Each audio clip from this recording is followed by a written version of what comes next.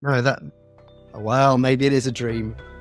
It's definitely, that is our aspiration, to be honest. I think there's nothing in FDC3 that makes it like particular to financial services. It's like a really generally applicable interoperability standard, a really Mhm. useful general technology. And yeah, it does occur to me that obviously FINOS is the open source software foundation for finance, right? That jam. But that we should be looking to try and promote technologies that we should have graduating technologies that come out of finance. In the same way that say, Facebook invents something like React, and that's used Right. across all sorts of industries. It'd be great to see open source technologies from the finance industry percolating across in that way. Hey there. I want to take just a minute to talk to you about the Open Source and Finance Forum in London on June 24th. It'll be at the QE2 Center, and this is where we bring together the FINOS community and anybody who's interested and excited about open source technology within financial services. And let's be real, technology is powered by open source anyway, so it's technology within financial services. This is where you can collaborate with your peers from different organizations and also get some really good learning.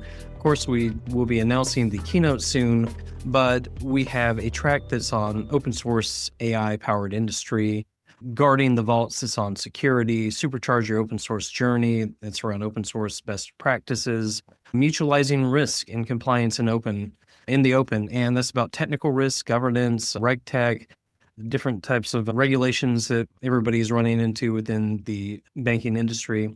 We've got ushering in a new era, the common domain model, so even deeper into regulation side with the CDM. The business case for open source, this deals with as biz-centric on different things, anywhere from open source climate, OSC, or time-based down to mainframes and where they fit in within the open source world.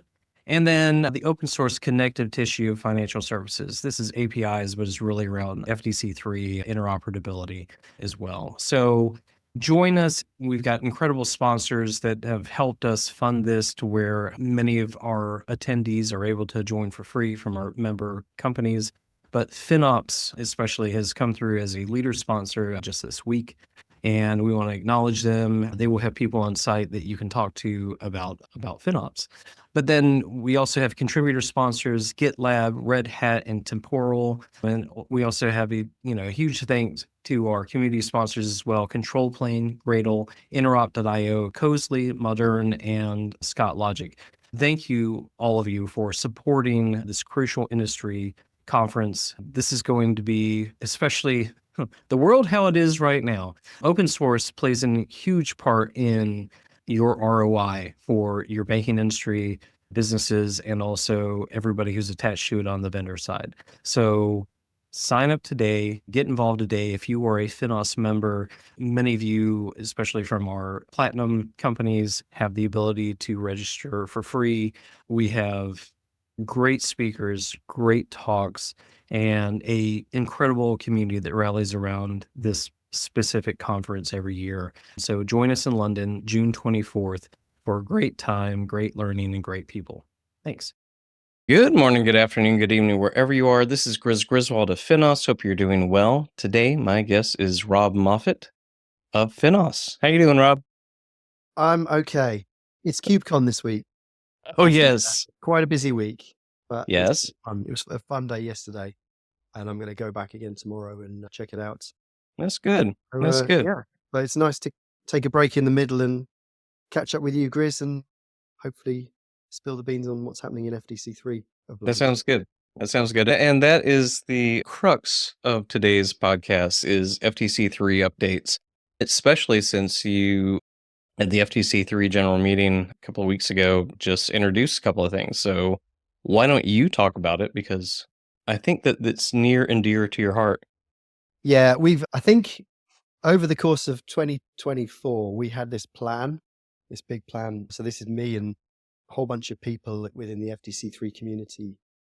We have this working group called FDC3 on the web, and we spent a lot of time last year building technology to try and get FDC3 to escape the Electron container and work on the web. We had this big plan. And where are we now? It's like the beginning of April. the plan didn't quite fit into 2024. We Uh, pretty much had everything working in December, but it's Right. taken a long time to sort of dot the I's and cross the T's and make sure the documentation's up to date and follow the FDC3 release procedures and voting procedures and things like this to get that change incorporated into the FDC3 standard. So it's been a long journey, but this is a very timely podcast because you catch us at what is hopefully the very end of this journey, or really the beginning of a new Of the next. FDC3. Yeah. Well, okay. So actually, before we talk about FTC3 for the web 2.2 and then also Sail, for people who do not understand what FTC3 is, can you do a pitch for it, I guess? Yeah, let's do that. FDC3, and I'm not going to bother with the acronym, but the idea of it's a technology that allows applications to share workflow information with each other. And so that sounds kind of a bit lame or a bit nebulous. But if you think about on your phone, when you're like looking at a photo, you can press the share button and it will pop up a little dialogue. And then you can put that photo in an email or in a WhatsApp chat or an iMessage chat or whatever.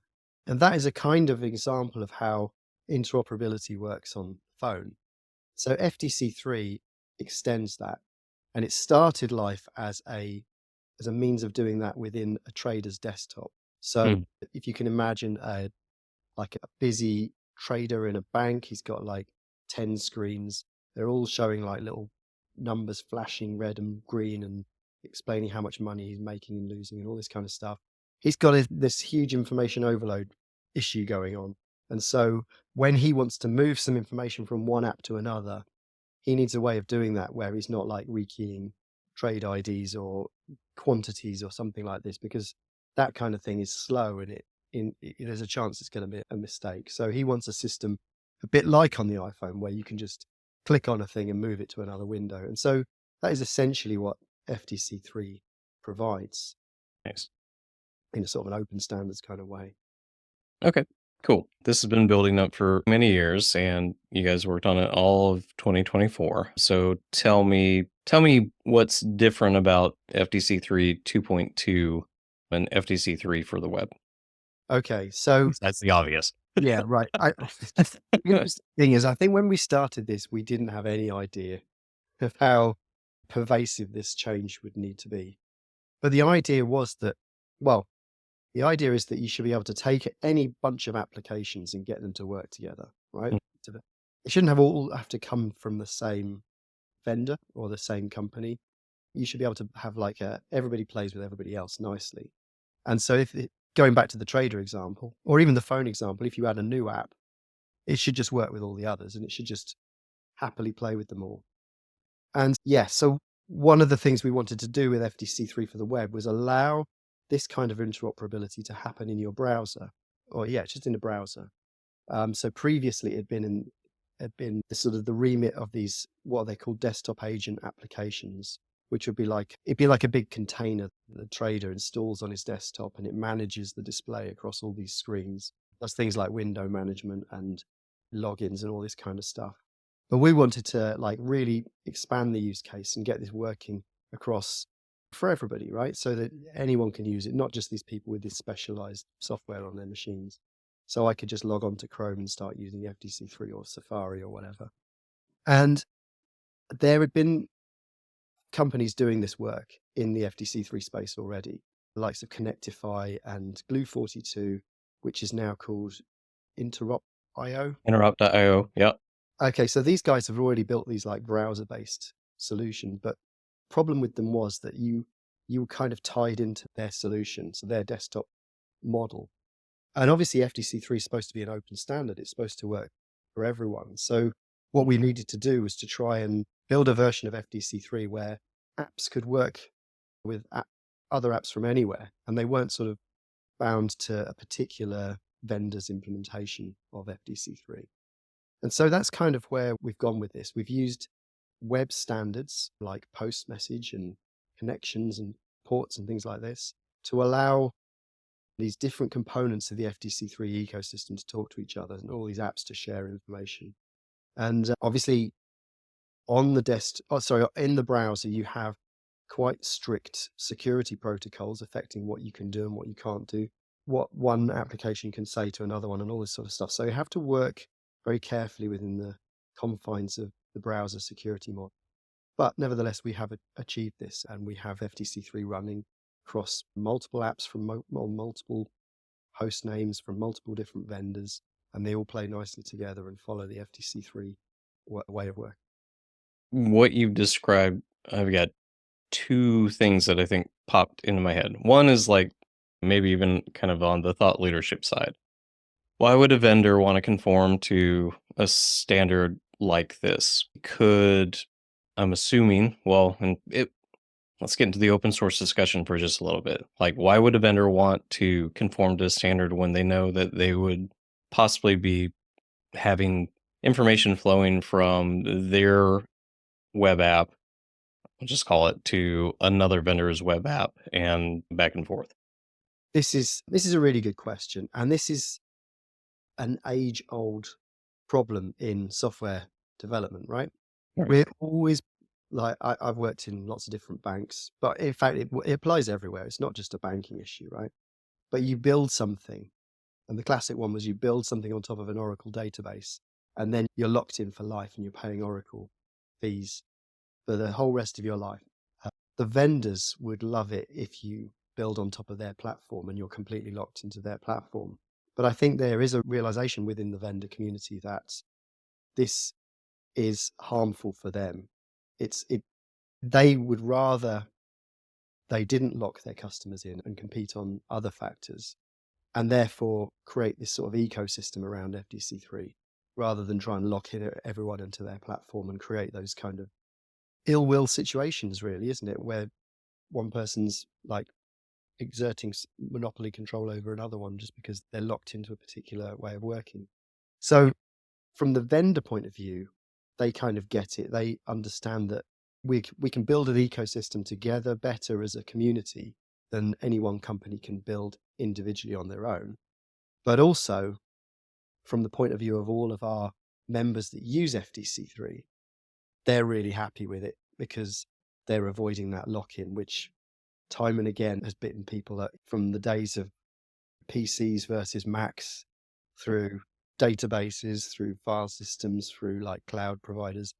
It's just another example of where open standards is the more liberating option than being locked into any particular vendor solution. Yeah. Yeah, exactly. Which is, I mean, partially why the foundation exists. Yeah, there's no other reason. But I think too that, and maybe this is too forward facing, but it does sound like one of the things you said was you've gotten outside of the trader's desktop and the container that would be installed on their particular computer. And I remember for the longest time that when we talked about FTC3, we had to explain it was desktop interoperability. And it's like, oh, it's interoperability, but it's very particular to this large use case, but it's very particular to one set of things that you do that is very large. Now, by building it for the web, does this expand the potential for FTC3 to be a standard that's more available outside of financial services? Or is that just a dream? No, well, maybe it is a dream. It's definitely, that is our aspiration, to be honest. I think there's nothing in FDC3 that makes it like particular to financial services. It's like a really generally applicable interoperability standard, a really useful general technology. And yeah, it does occur to me that obviously FINOS is the open source software foundation for finance, right? That jam. But that we should be looking to try and promote technologies that we should have graduating technologies that come out of finance in the same way that say Facebook invents something like React, and that's used across all sorts of industries. It'd be great to see open source technologies from the finance industry percolating across in that way. And we have a couple of like candidate projects, like Git proxy as well, which that sort of thing could happen for. We have projects like CDM, which is super, super focused on finance. But even they're starting to find interesting use cases in DeFi and crypto and stuff like this, which we nobody really initially thought about when they were. Yeah. So I guess, yeah, sorry, to come back Yeah. to the point, the fact this now works on the web, the fact this sort of enables this whole ecosystem and apps to just work with any desktop provider is pretty big. That's Um, cool. yeah, so I probably should just take a sidebar there and talk about this. So when I when we talk about FDC3, we talk about apps and we talk about desktop agents. And so what we're starting to see now with FDC3 on the web is that we can have apps that work with any desktop agent, and a desktop agent can be implemented as a web page. And that's what we've been demoing over and over again, really, with FDC3 for the web, is that kind of ability. And so we should hopefully see lots more people coming along and joining in this ecosystem and building their own apps and desktop agents.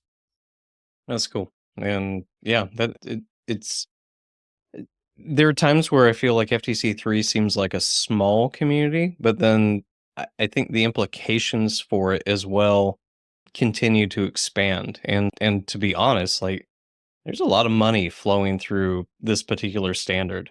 So I think when you have something that is valuable that also generate if it can efficiently help companies generate business and money, then you see a lot more push behind it. Yeah, it's one of those. Well, the reason I think it's so perennially popular at FINOS is that it has that potential to break down silos. So lots of our member companies are huge financial organizations, and you end up with this situation where they're all building stuff and they're all building good software, but it's all without the knowledge of what's happening on other sides of the company. And so when somebody has the good idea of saying, oh, well, look, these two systems really should be talking to each other, that's where the problems start to really arrive. And so something like FDC3, which is supposed to like allow interoperability across apps, is really powerful. There's a phrase, isn't there, called shipping your org chart, where everybody just builds software according to their organizational domains. And I think this is the kind of problem that FDC3 is really well poised to solve. And that's not a problem that is just finance. There's loads of industries where people ship their org charts. Silos are everywhere. Yep. No, I'm in total agreement with you.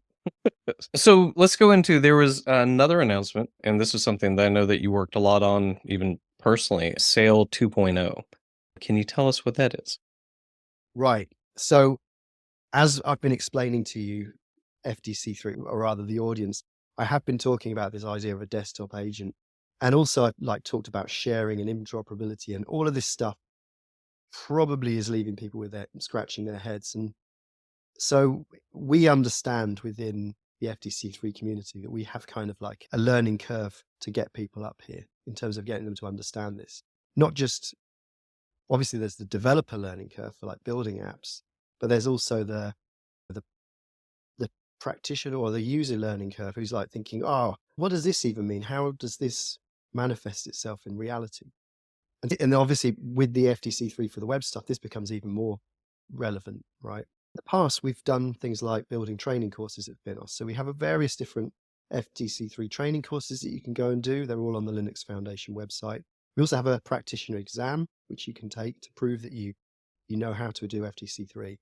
But one of the planks that we wanted to have is a really easy way for people to just play around with FDC3 and get the idea of it. And also they're building an app to just be able to like try it out and see how it interoperates with other apps really easily.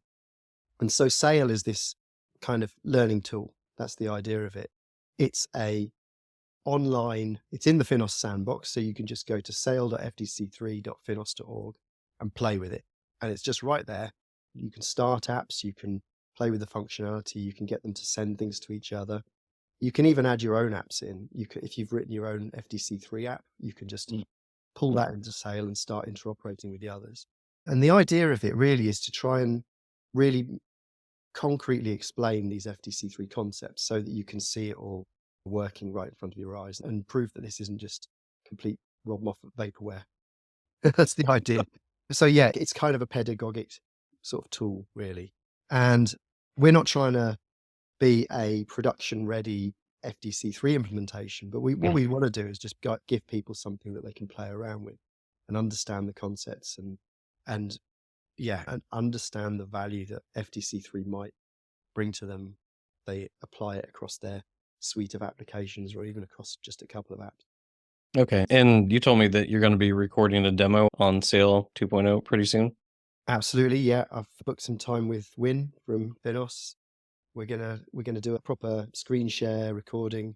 I think I'm gonna show Sail in action and explain what all the different all the bells and whistles and all the different functions of it are.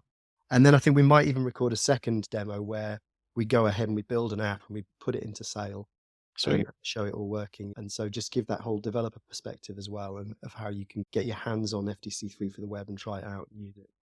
Nice. Well, then we'll make sure that we come back and add links to that once that's done.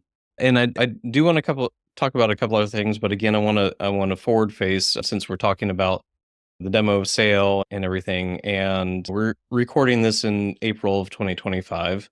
And I have a countdown that tells me I've got like 85 days or something left until OSFF London. 0 hour. Yeah, I get that every day. But you know, we've obviously are going to have some talks around FTC3 that we've been curating and we're going to announce very soon. But what would you like to do in June? How would you like to bring the community together, or people who are just discovering this community of FTC3 in June in London? Yeah, it's kind of annoying, isn't it? Because as a developer, I'm always focused on the next thing and putting the next thing together. Right. At the same time, we have this amazing new toy, right?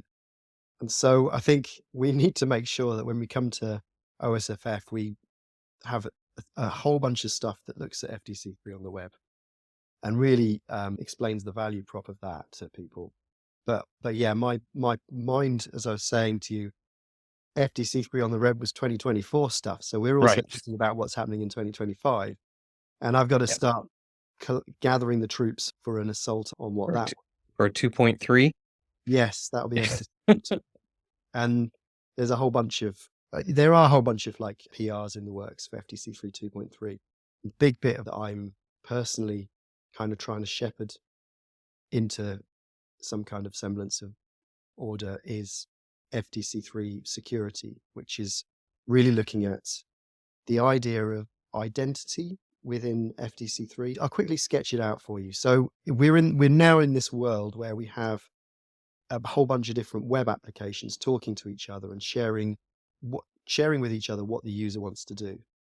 And obviously that presents a bit of a security, that's like an attack surface right there, because if you have let's just say a bad actor app in the mix that wants to do something untoward, maybe they're going to start sharing things with the other apps that kind of throw them off and try and exfiltrate data or try and do things with the user that they don't really want to do. Security has always been a concern of FTC3. It's always something we've wanted to make sure we're adhering to. But before, we'd left it in the hands of the desktop agents to figure out. Whereas now we're starting to think this is something that we need to have on an app-to-app level. And we need to make sure that apps handle their own security. And so what this means for FTC3 is that when you get messages from other apps, you know who is sending you those messages, and you can assert information about those apps and know that you're dealing with who you think you're dealing with, that kind of thing. Yeah. And so we're looking at that kind of stuff. And we're also looking at questions around user identity and how this is best handled in a sort of an FDC3 diaspora of apps, and which apps should be in charge of user identity and which others should just leave it to somebody else, this kind of thing. So I think we're going to have I'm pretty sure we're going to have some talks on that at OSFF too. That's good. And I don't know that you know this, but I'm working on the Global Digital Collaboration Conference right now that's being worked on with Open Wallet, and they're bringing together organizations like W3C, WHO, I mean, like very large world organizations that are all presenting in Switzerland in July, a week right after OSFF. And so something coming up then. Yeah, no, and then there's another conference in Milan for us right after that. Yeah.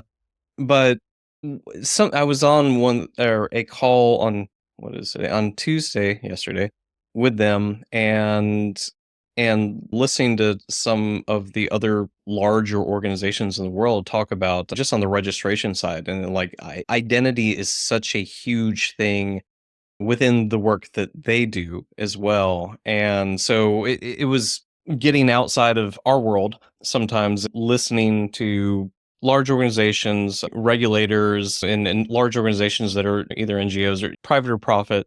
Doesn't matter. Like, they're all concerned about this right now. And so it's interesting too that like this is the next direction. I know that this has been planned for a little while, and you kind of needed to get past for the web. But then like this, even you're right, even like makes this more important when you're dealing with, instead of more closed systems on your desktop to more open systems within the web. There's many more, I guess, was it threat vectors that, that come out of this, right? Yeah, right. So this is it's a really, yeah, it's a huge area, a busy area with lots of innovation going on. Yeah. And the fact you've got people like Open Wallet there probably means they're looking at things like self-sovereign identity. Mm, And so within the space of FDC3, we don't want to be like reinventing any security wheels. That's not right. what we're interested in. What we want to do is try and make the security features that are already available on the web. We're going to try and bring them into FTC3 to make them easy for FTC3 apps to make use of. Got It's in a way, right? FTC3, it's all about workflow and interoperability. And so if we can bring the world of interoperability to the world of security and identity management, all this kind of stuff, that's kind of where we're playing. Okay. Okay. There are things, there are all sorts of companies doing identity and access management really well. And we're Yeah. not interested in treading on any of them. We want to try and enable them to come and join the FTC3 ecosystem with their own apps. Yeah. No, Yeah. and yeah, I know the space is big and there's a lot of effort behind it too, but I mean like even hearing board members talk about like, hey, I've been at these three different places, and these three different places have my identity, depending on where I'm going, is based on where I've worked, not just who I am. So I know that there's still a bunch to happen here, and I'm interested to see where this actually lands for, I would assume, is the first version of this, because this is something that will continue with AI, with quantum computing things. I mean, I mean, one big trend in the world of cloud computing at the moment is like the idea of trustless compute, right? right, And that zero trust model. right, So when you get sent a request to do something, you should always be checking. You shouldn't just trust requests that come in. You should always check, make sure you know who it is that's sending it. The threat could be within your firewall. This is the idea behind that. And so obviously we have that in mind as well for right. identity and security. We want to bring that whole zero trust model to FTC3. So every message you receive on FTC3, you should be able to check the validity of that message and decide based on its certificate and everything else whether you actually trust it. Yeah. I know there are two other things that you wanted to talk about as well, and I think that as FTC3 gets bigger, there are two things that are added to it. One's the maintainer community is growing, and let's start there with also like the city hackathon last year, at the end of last year. How many contributions came out of there, but is that helping lead to more contributors as well? How's the maintainer community growing? Yeah, so this is something that I'm super excited to have seen happen. We've got, I mean, FINOS now, the brand is sort of capable enough that firms are turning to us and saying, how about we have a FINOS themed hackathon? We'll get our staff together and they're going to hack on some FINOS open source projects and let's see what happens. Let's see what they come out with. And this has happened a couple of times now, right? Mhm. The one that I wanted to bring up today was the City Hackathon, which happened, I think, last December, November, December. Yeah, November to December. Yeah. Yeah, and so we picked a bunch of different FINOS projects that would be like the focus of the hackathon, and then we just so within the FDC3 community, we like picked a bunch of use cases and then presented them to that hackathon and said, if anyone fancies taking these on, then have at it, see how you get on. And I had some quite high hopes for it, but I've been blown away by the quality of Nice. some of the stuff that I've seen back from this hackathon. And yeah, so I guess two things out of this was, first of all, is that now we've got our FDC3 on the web kind of release down, we're going to be starting to look to merge some of these great hackathon Mm. contributions we've seen from the city folks. But also, if anyone wants to do a hackathon, please get in touch, because this is, I think it's a huge win-win, right? You are introducing your staff to open source software. You're giving them experience of something that maybe they've not done before. It's everyone in banking uses open source software, but actually to see the whole life cycle of it and be involved in all the aspects of it, which is what you get in a hackathon, is a really powerful statement. And that city hackathon was all about trying to kickstart contributions and get people to start contributing to more open source projects. Yep. It's a bit like, where does your dinner come from? It's like people are using open source all the time, but sometimes you got to see how the sausage is made and see what's going on and get involved in these projects, because Yeah. that's how we keep the ecosystem going, and that's how we have good open source projects, is that there are people behind the scenes contributing to them. So yeah, hackathons, big proponent of hackathons. And we've got Olivier, who started at FINOS this year, who's one of his jobs is to help organize hackathons. So Yep. there's a few more in the pipeline, right? There are. Yeah, and there's I know at least two that would be when we already had one at the very beginning of this year. I will say too that I was talking to the person who I believe he invented it, but also is lead maintainer of Git Proxy. I won't say names because they work at banks, but when we were talking, he on the Git Proxy side, which was one of the other projects that were presented to the hackathon participants, he, like you said, was blown away by. And some of these were people that worked at City, but a lot of them were actually students as well in India, and he was blown away by the complexity sometimes, but also just the quality of pull requests that were submitted for Git proxies. I think you're right. I've kind of said like the two most important things that I think that we do within FINOS is roundtables to bring people together to understand exactly what should be done, hackathons to really drive through and get a volume of pull requests and ideas that are going through on different use cases. And then three, something like OSFF to where we can show off the work that came from those first two things. The hackathons and the compressed time, I think, even makes it more instrumental in how we use those hackathons in order to actually produce something that really helps the community. Yeah. So the call to action is get in touch with FINOS and get your company organizing a hackathon, right? That's right. We'll pull the strings. We'll Yeah. we'll help bring it together. Of course. Try and get some buy-in, but I think that's something we'd like to see a lot more of. I think. Yeah. Great And to see this.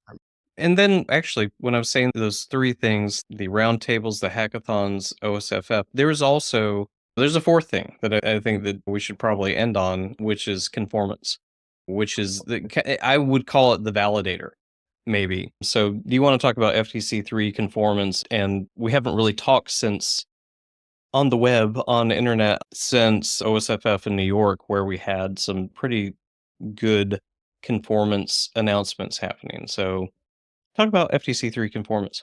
Yeah, I'm going to tie these two things together, right? In New York last year in October, we had two new firms demonstrating FTC3 conformant desktop agents. We had Morgan Stanley coming along, and we had BlackRock. And so just to give you an idea of what conformance means, so I talked a little bit about the desktop agent and the idea that the desktop agent is like the postman that delivers messages between the apps and keeps the whole show on the road. So obviously, because because FTC3 is a standard, it's like a way of implementing things. We have multiple different implementations of that standard. And that's where conformance becomes important, because if you have multiple implementations of the standard, when you write an app, you want to make sure that app's going to work with all these different desktop agents. And so that's what we have. We have this conformance program basically that ensures that. And yeah, I work closely with people from Morgan Stanley and from BlackRock working through those conformance programs and making sure that they met them. And so when you take an app and you put it into Morgan Stanley's desktop agent, it will run exactly the same way as if you take it and you put it in BlackRock's desktop agent, or the Sail one, which I mentioned earlier, or the Interop.io one, which I also mentioned earlier. That it's going to work the same on all of them because of this conformance framework that we have, these conformance tests that we have.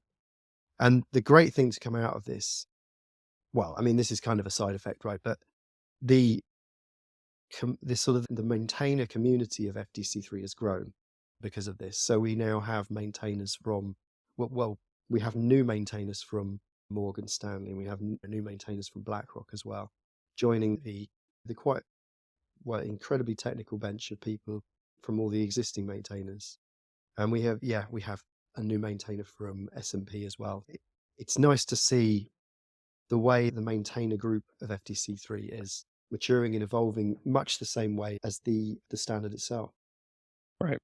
And really the conformance, just thinking about it when you're just saying it, like that's the whole point of a framework like this, is to have everybody on a standard that they all build to.